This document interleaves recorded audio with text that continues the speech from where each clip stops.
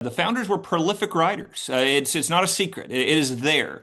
It needs to be studied. Students need to be well refined in primary sources. That we have seen that go to the wayside with the left's dominance in education, where they get into this. No, let's just critically think. Let's just form opinions. Well, you first need the facts to form opinions, and that's where indoctrination comes in. Of we're going to push an opinion on you instead of presenting you with the facts, doing a deep dive into that, and then encourage you to come to your own conclusion.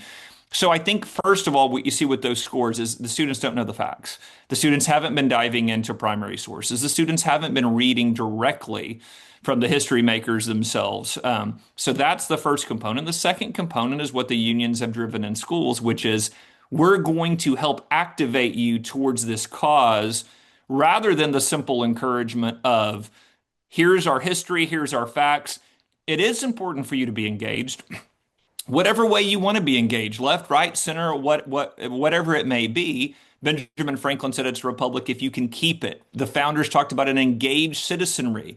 So, you encourage them to be engaged, but what you don't do is just not teach them any of the history, not teach them any facts, give them no context, just give them a left-wing perspective and then activate them. So I think that again, when you hear terms like a lot of times that gets bandied around like action civics. Well, no, we need to understand history and our government, the way it functions, why it was designed that way. And again, students can come to their own conclusions. Students can determine their own engagement.